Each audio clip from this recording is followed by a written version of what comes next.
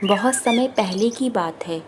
कृष्णापुर नाम के एक गांव में भानु प्रताप नाम का एक व्यापारी रहता था, जो काफ़ी संपन्न था।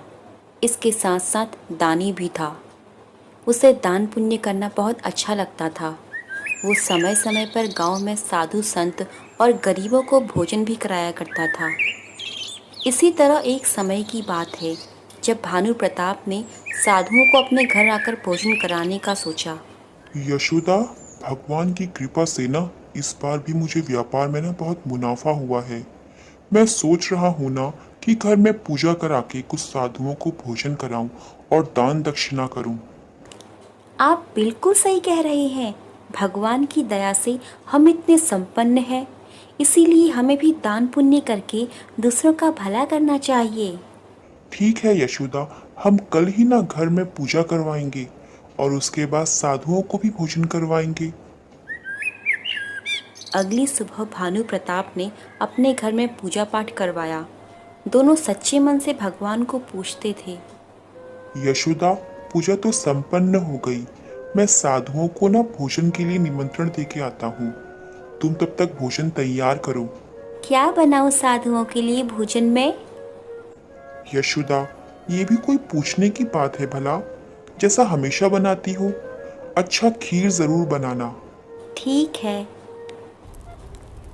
यशोदा ने 2-3 घंटे में ही सारा भोजन तैयार कर दिया और भोजन बनाकर घर के आंगन में ही सारा भोजन रख दिया, क्योंकि आंगन में खिलती हुई धूप आ रही थी, जहां बैठकर आराम से साधुओं को भोजन करा सके।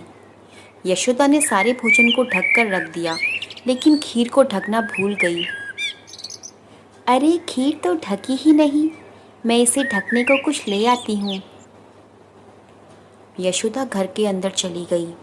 इतनी ही देर में आसमान से एक चील सांप को अपने पंजों में दबोचकर उड़ रही थी और सांप अपने को बचाने के लिए उस पर विष छोड़ रहा था।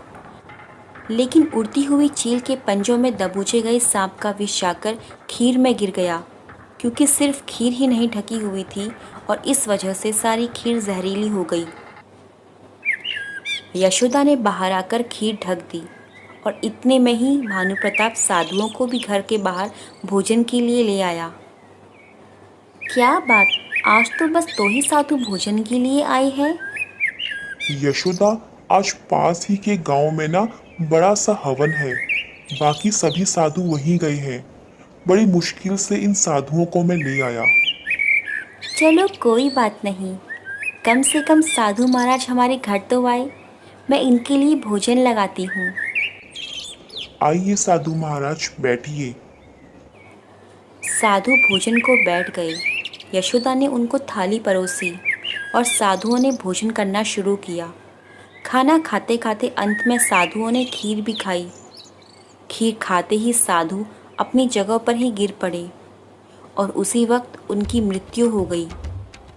ये सब देखकर भानु प्रताप और यशोदा बहुत ज़्यादा घबरा गए, बहुत दुखी और बहुत निराश हुए। और देखते ही देखते ये बात पूरे गांव में फैल गई। ये सारी घटना ऊपर से यमराज और चित्रगुप्त भी देख रहे थे। 2 साधुओं की मृत्यु का कारण तो वो जानते ही थे, लेकिन असल बात तो ये थी कि आखिर इसका दोष किसको दिया जाए। इन साधुओं की मृत्यु के लिए किसी न किसी को तो दोष देना ही पड़ेगा चित्रगुप्त। महाराज, इसमें तो किसी का भी कोई कसूर नहीं है। व्यापारी और उसकी पत्नी ने तो भले काम के लिए उन साधुओं को भोजन कराया, और वो साधु भी अपनी ही मृत्यु के लिए कैसे दोषी हो सकते हैं? सांप की भी क्या गलती, वो तो खुद ही शिकार था। और उस चील की भी क्या गलती, वो तो अपना भोजन लेके जा रही थी।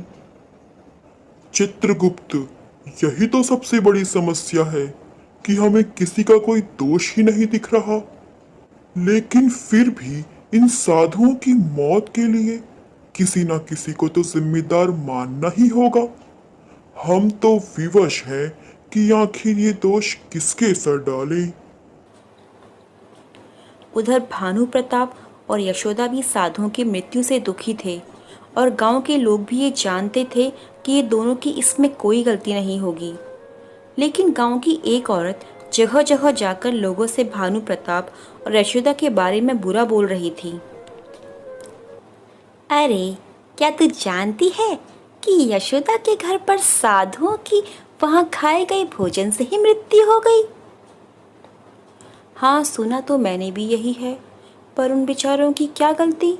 वो तो भला ही कर रहे थे, पर भगवान न जाने क्या खेल खेल रहा है। अरे, दोष तो उनका ही है ना। भला ऐसा क्या खिला दिया साधुओं को कि वहीं पर उनकी मृत्यु हो गई? बड़े दान पुण्य करने वाले बनते हैं, पर वो भला ऐसा गलत काम क्यों करेंगे? वो अरे अरे वो सब मैं क्या जानूं भला। उन्हें क्या मिलेगा? इतने सालों से इस गांव में उन्होंने इतने गरीबों का भला किया है। अरे, जब हमने कुछ देखा ही नहीं तो हम क्यों उन पर इल्ज़ाम लगाएं? अरे, तुझे नहीं मानना ना मत मान, मुझे क्या।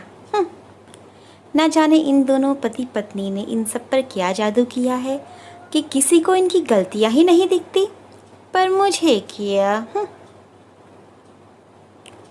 वो औरत बिना जाने ही उन पति पत्नी के बारे में जो मन में आया बोल रही थी। ये सब बातें ऊपर से यमराज और चित्रगुप्त भी सुन रहे थे। महाराज, हमें दोषी मिल गया। आपने उस औरत की बात तो सुनी है ना? वो बेवजह भानु प्रताप और उसकी पत्नी को गांव के घर घर जाकर दोषी बना रही है। हाँ, तुम ठीक कह रहे हो चित्रगुप्त। ये बिना सच जाने ही उनको दोषी बना रही है, जबकि इन सब से इसका क्या लेना देना। निर्दोषी को दोषी बताकर लोगों में उनके लिए नफरत भरना भी तो एक पाप ही है। इसीलिए ये सारा दोष इसको ही दिया जाए चित्रगुप्त। और इस तरह से इन सबके लिए यमराज ने उस औरत को ही दोषी माना और साधुओं की मृत्यु का सारा दोष उस औरत के हिस्से आया। इस कहानी से एक बात तो समझ आ ही गई कि बेवजह की बुराई भी खुद के लिए बुरी ही होती है।